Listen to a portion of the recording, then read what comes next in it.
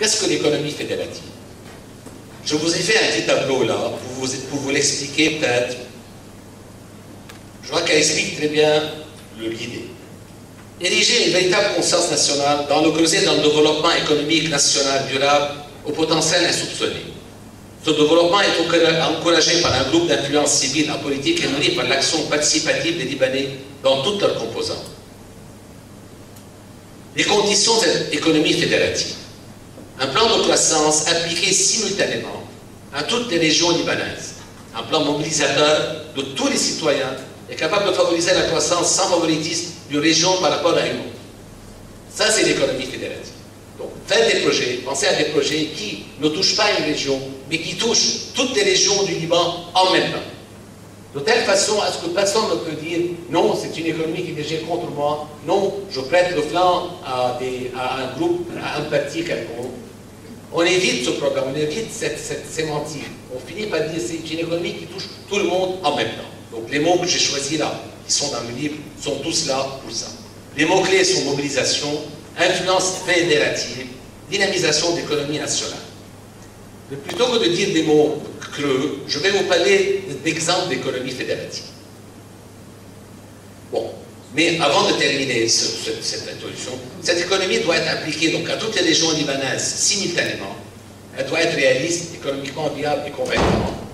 Elle doit être fortement médiatisée. Citoyens encouragés à contribuer aux investissements requis afin d'en récolter des bénéfices. Ça, c'est un des grands principes de la chose.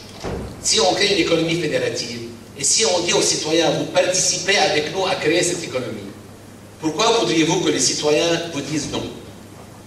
On a beaucoup parlé de sociétés privées qui géraient les affaires de l'État. Ici, ce n'est pas une société privée, c'est une société hybride, mixte. Donc, État-citoyen. L'État verse une partie de ce qu'il doit faire pour l'investissement. On fait des subscriptions pour que les citoyens participent aussi. Le Fonds monétaire international peut nous aider, donc on crée un tour de table pour que tout le monde soit conscient de la chose. On reviendra à ça un peu plus tard. Ceci doit être appuyé par un vaste effort d'influence, parce que les mentalités aujourd'hui ne sont pas pour ce genre de raisonnement. On reviendra dessus. Et fidèle à la nature apolitique de l'initiative, ce plan doit émaner de la société civile et être proposé à l'État. Étant donné la politisation dans laquelle on baigne, l'État ne peut pas proposer ces choses parce que personne n'acceptera. Parce que l'État est déjà politisé. Il faudrait que ces projets viennent de la part d'une société civile qui les propose, avec un backup d'influence pour convaincre la société que voilà ce qu'il faudrait faire. Et surtout, je vous en ai parlé, le financement mixte État-citoyen. Je crois que vous avez bien compris. Quand on a fait le canal du Suez, le financement du canal du Suez a été fait grâce à des subscriptions de citoyens qui étaient en France, qui ont tous payé. L'idée de subscription citoyenne n'est pas une chimère, n'est pas une idée creuse. Elle peut fonctionner, pourvu qu'on la fasse fonctionner. Et surtout, il faut que ça soit une gestion indépendante. Ces projets ne sont pas les projets du ministre de l'Agriculture, ni le projet du ministre des Ressources hydrauliques, ni celui du ministre de l'Énergie. Non, parce que les ministres changent et les projets s'arrêtent avec la fin du ministère. Il faut que ce soit des projets qui continuent. Donc, pour qu'on continue, il faut qu'ils soient gérés par une société pérenne, une société qui reste, qui n'est pas politisée, qui n'est pas gouvernementale. Évidemment, et ça c'est une des grandes choses de ce livre, le premier projet fédératif, c'est l'eau. L'eau, quand on parle de l'eau aujourd'hui, on parle de l'eau, on dit que l'eau, bon, il y a le projet, un tel, il y a le ministre qui a fait ce projet, on va poser un barrage par-ci, un barrage par-là. Fondamentalement, l'eau est un truc beaucoup plus important qu'il en retourne. Je vais vous expliquer pourquoi.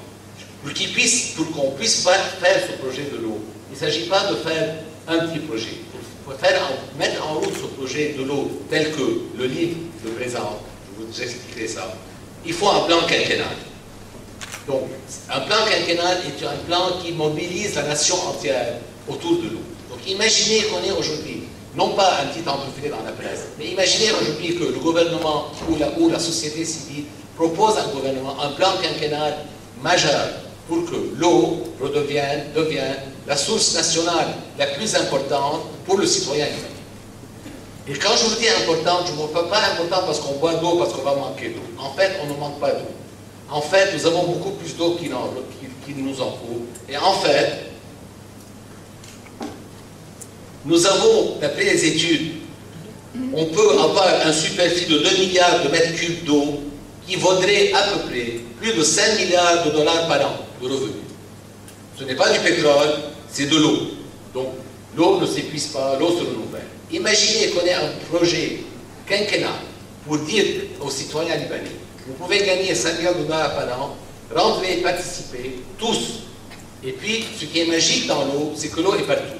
Donc, elle n'est pas dans un endroit, ce n'est pas comme le pétrole, on parle du gaz. Déjà, le gaz a un territoire, la même. Donc, quelqu'un va vous dire, je vais défendre le gaz, je vais mettre mon armée pour défendre le gaz. Donc, ce n'est pas jouable. Donc, le gaz ne va pas être fédérateur. Au contraire, le gaz va être au contraire un problème à long terme. Mais l'eau est fédératrice, parce que l'eau coule du nord au sud. Chaque parti, chaque mouvement, chaque confession peut avoir sa part de l'eau. Donc c'est jouable. Pourquoi on ne penserait pas engager ce programme de l'eau et créer ce programme? En fait, Parsons Maine, qui sont des experts, les plus grands experts hydrauliques dans le monde, ont fait toutes ces études. Et ce sont ces chiffres à eux qu'on a mis dans ce livre. Je profite de cette occasion pour remercier Rami et Lefgard qui m'ont donné gracieusement cette étude qui a été faite aux États-Unis en 1992 et qui avait coûté $1 million. Donc ils m'ont donné gracieusement pour que je l'insère dans le livre. Elle vous donnera tous les chiffres. Vous allez à travers le livre, vous avez tous les chiffres qui sont là très clairs et qui sont exactement la vérité.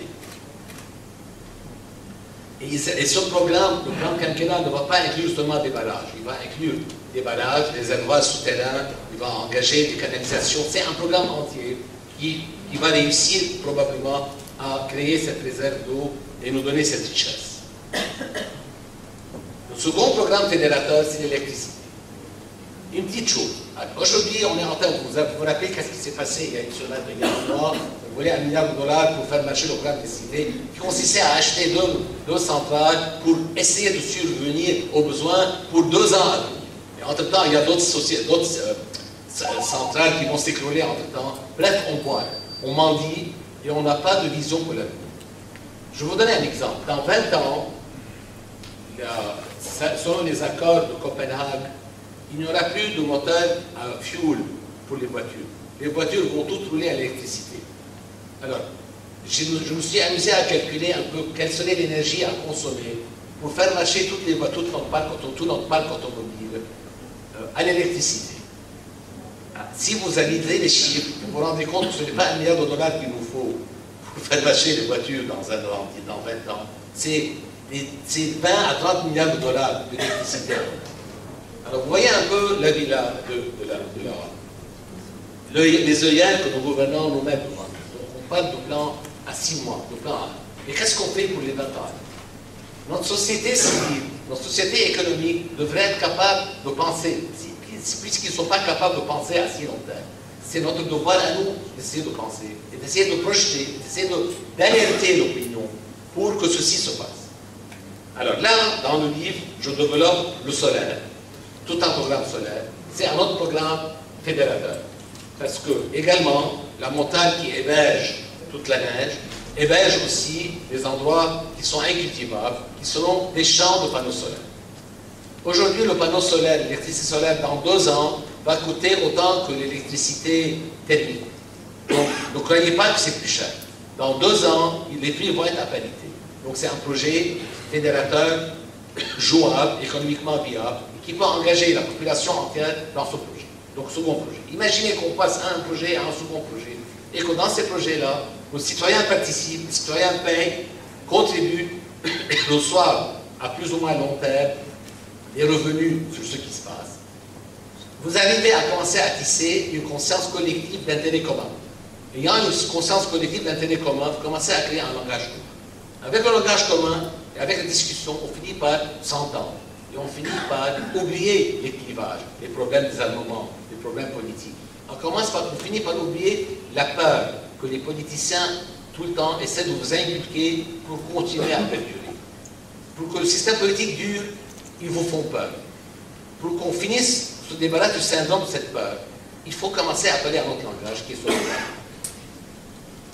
Je vais un peu vite parce que je crois qu'on est un peu en retard, mais tout est développé, détaillé dans le livre, bien détaillé.